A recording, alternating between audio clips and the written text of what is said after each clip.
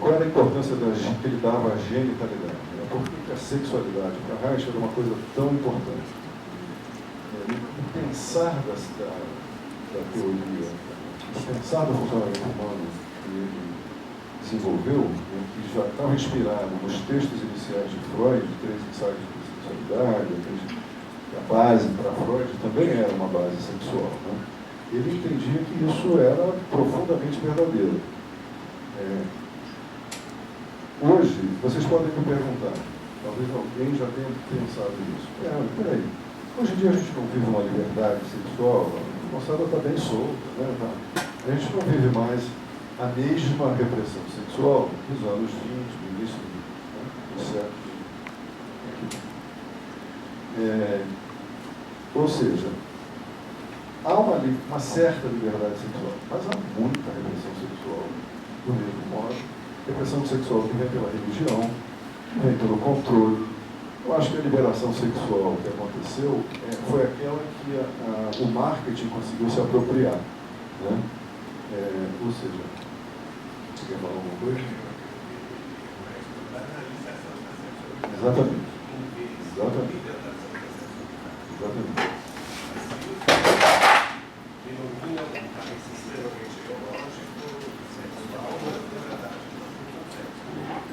Muito ruim, exatamente.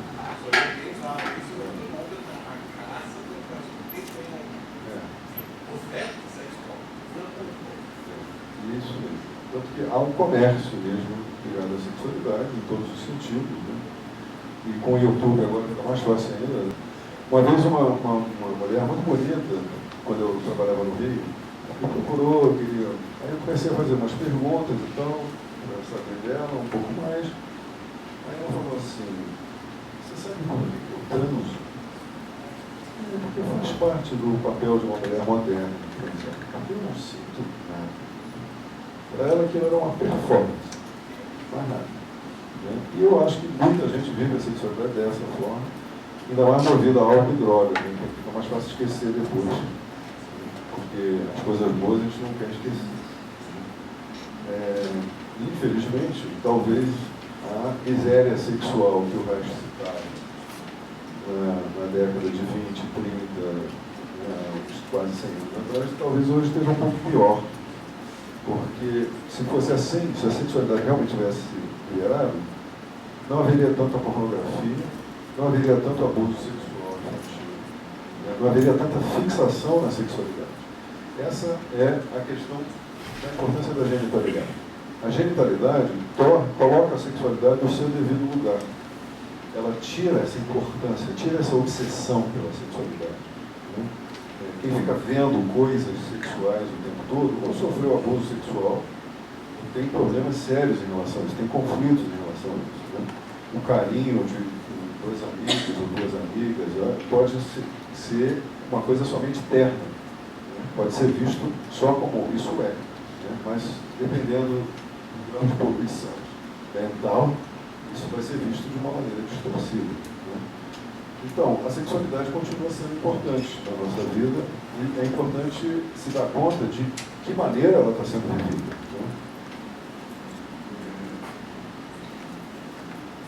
Ela é expressão de uma maturidade, de uma maturidade emocional, sexual e psicológica. Isso tem que ter uma expressão genital, seria um caráter maduro. Reich viu que somente a terapia não bastava para lidar com isso. Então teríamos que fazer prevenção de neuroses. Prevenir seria orientar as mães e os pais a como cuidar dos seus filhos para que eles pudessem se genitalizar. Isso não vigora muito pouco hoje em dia. Pelo contrário, hoje em dia a repressão está cada vez mais sofisticada. As mães saíram de casa.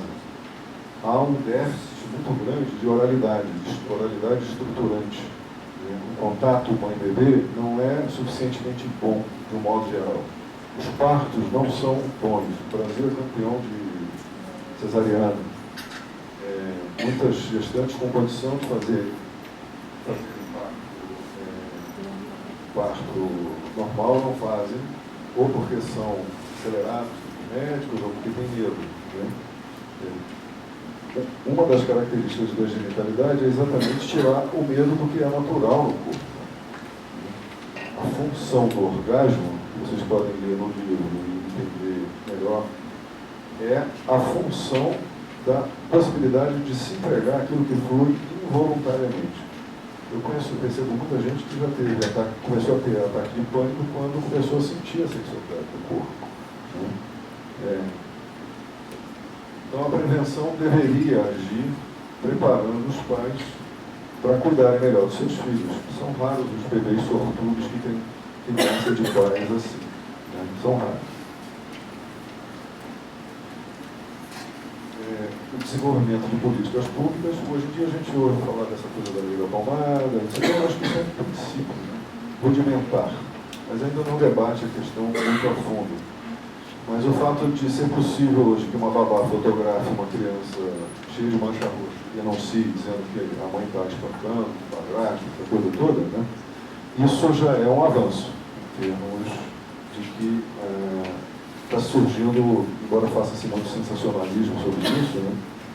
Porque provavelmente esses pais vão ser mais criticados e condenados do que ajudados a entender o que estão fazendo com seus filhos. Vocês viram o vídeo do menino Bernardo aí, que está passando na televisão? O menino foi torturado por um pai. Havia um conflito grave, que aí já estava a psicóloga aqui, mas eu disse que já foi morto antes. Ela tem razão, ele não tinha voz, ninguém escutava, era só perseguição política, aquela coisa muito doida. Né? Então, naquele último item ali, a gente encontra a essência do pensamento reichiano, seria a genitalidade vem como expressão das satisfações, da satisfação das necessidades básicas, né, da oralidade. Né? Vocês estudam isso na oralidade, fase oral, essas coisas. Né? O item fundamental aí, inclusive isso diverge um pouco da ideia primordial do Freud, de que a criança precisa ter permissão para ter prazer. E uma permissão que ela nunca vai ter, integralmente, porque ela nunca vai poder ter relação sexual com os pais, a cultura nunca vai permitir. Só que, na verdade, o que a gente vê é que o que uma criança precisa sentir é segurança. O primeiro estágio após o nascimento é: eu existo nesse mundo. Tem um pesquisador de nascimento que diz que o bebê, quando nasce, se ele nasce bem, sem muito estresse, ele abre os olhos por 20 minutos e fica olhando e se reconhecendo nesse mundo. Então, é a primeira percepção que pode ser traduzida como: eu tenho direito de existir nesse mundo. Seria o contrário do autismo. Né? Eu não quero existir nesse mundo. Eu tenho direito de existir nesse mundo. A segunda etapa é: eu tenho direito de ter minhas necessidades atendidas. Então, tem um projeto biológico natural que causa muito sofrimento. Quer dizer, o sofrimento de um bebê com fome é o sofrimento da sobrevivência, é o sofrimento da necessidade do corpo, mas é também da necessidade daquele ser ter reconhecido as suas necessidades. Segurança é o fator primordial desde a vida intrauterina. Os estudos de trauma mostram que gestantes que fumam ou que ingerem substâncias tóxicas já ativam a área de luta e fuga do feto. Fugir para onde, lutar contra quem no ambiente uterino. Então, o bebê já nasce, aquele bebê ansioso, né, que aí os geneticistas vão dizer: é o temperamento dele, ele é assim. Né? Não, ele foi traumatizado no útero por substância tóxica. Né? Então, o que a gente tem, na verdade, é um incremento de problemas que são decorrentes da fase oral. A gente tem um déficit de maternagem que, para muita gente, vai ser problema suficiente para umas 3 ou 4 reencarnações, se elas existirem, se o sujeito tiver a sorte de reencarnar e voltar, para reparar esse dano e para poder um dia se genitalizar. Né? Porque tem muita gente com problema muito grave decorrente de uma má relação mãe-bebê.